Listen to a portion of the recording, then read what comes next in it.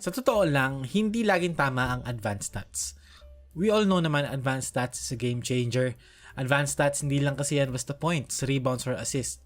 Nakikita rin natin yung efficiency, defensive impact, net rating, mga play types, and overall value ng isang player, especially kapag nasa loob sila ng court. It is very helpful, malaking bagay ito. And unbiased kasi siya and walang kasamang hype, walang media narratives, walang personal narratives, at walang favoritism. Numbers kasi are objective. Pero pag-usapan natin ngayon kung bakit hindi laging tama ang advanced stats at kung paano napapatunayan nila Jalen Green and Paolo Banchero na parang kailangan natin, simulang lagyan ng context or lagyan natin ng tamang context ang paggamit ng advanced stats. Ito kasi yung problema eh. Maraming fans ngayon na ginagamit yung stats hindi para mas maintindihan yung laro or ma-contextualize or ma-interpret yung nangyari. Ginagamit lang yung stats para patunayan lang na tama sila or yung agenda nila. Hindi mo trip yung player, hindi mo siya gusto, hanapan mo ng stat na pangit, di ba? For example, si Paolo, sabihin mo, inefficient si Paolo, takes a lot of mid-range shots, hindi siya winning player, etc. Diba? Kung gusto mo naman yung player, diba, gagamitin mo naman yung stats sa pabor sa kanya. Kahit na hindi mo alam ibig sabihin ng net rating or na kung ano mang Raptor, Lebron stat, gagamitin mo ngayon yung stats na yon kasi mataas for your agenda para magmukha kang tama. Ganun yung nangyayari ngayon online. Stats are being weaponized, hindi na ginagamit sa tamang paraan. Which is, to understand the game and interpret the game. Take Jalen Green as an example. Last week, naging NBA Western Conference Player of the Week siya. Solid yung numbers niya, 28.7 points, 7 rebounds, and 4 assists. Yes, pag-uusapan din natin yung stats, pero hindi lang basta stats yung pag-uusapan natin. Iko-contextualize natin kung bakit despite, the stats, nagtatranslate siya sa laro or vice versa.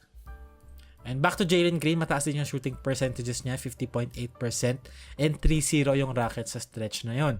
Before this week na to, di ba marami nagsasabi all throughout the season na inefficient si Jalen Green, which is true. Mababa yung field goal percentage niya all throughout the season. Marami rin nagsasabi na hindi siya winning player. Pero ano ibig sabihin ng hindi ka winning player? And at the same time din, meron mga times na ganito. Especially as of late na maganda performance niya. So, ang confusing ngayon, di ba? Ano ba talaga? Diba? Depende talaga yan sa context, sa kung ano yung nangyari sa loob ng court. Hindi pwedeng cherry picking lang tayo ng stats. And numbers aside, if you watch him, makikita mo na the way he plays pick and roll possessions nowadays, mas controlled na siya. Hindi na siya yung katulad ng dati na reckless and dire-diretso, the drive basta-basta sa ring. Ngayon, meron na siyang extra dribble na ginagamit. Mas patient na siya, kinikip niya na yung dribble niya alive to read the defense kung ano binibigay. Yes, objective fact yun, yung numbers. Pero if you watch him play, dun mo mafe-feel na, okay, marginally better siya compared to the previous season or previous years.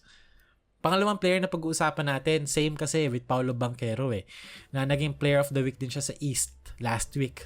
Diba? Biglang tahimik yung mga nagsasabing overrated siya and hindi efficient. Nung si Paolo kababalik lang galing sa injury, ang dami ko nakikita online.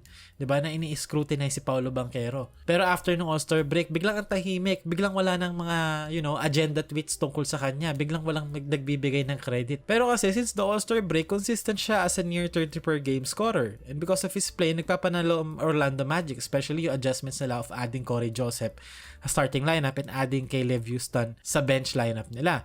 Diba? Si Paolo Banchero, all throughout the season naman, parehas lang naman yung play niya. Passing off isolation plays, nilalagay siya sa high post, nakakapag-draw siya ng double teams, which is 21.8% to ng possessions niya, by the way.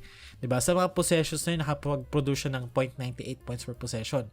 Almost 1 point per possession, including passes. And makikita natin na grabe yung gravity ni Paolo Banchero kapag hawak niya yung bola sa high post. In terms of overall isolation scoring though, which is 18.6% ng total possessions niya, he produced 1 points per possession, which is again, very good. Sa possession na to, he shot 45.8% shooting, pero hindi mo makikita tong stat na to na binibring up ng mga hindi may gusto sa kanya. Kasi ang gusto nilang agenda na na ipadala sa mundo is that Paolo Banchero is an inefficient scorer kasi malakas siya mag-turnover mahilig siyang tumira ng long two, which is, I understand. Pero stats aside kasi, if you watch, grabe yung gravity niya.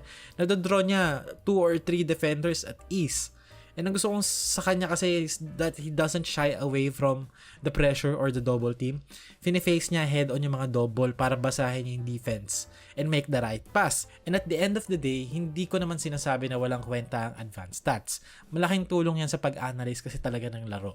'Di ba? I use it, ginamit ko nga sa video na to. Pero kung hindi mo kasi titignan yung context, kung paano ginagamit yung player, ano yung role niya, paano siya naapektuhan ng, mga teammates niya, coaching, yung mga set na piniplay, hindi pa rin siya enough to, just use stats para mag-push ka ng agenda or, present an argument.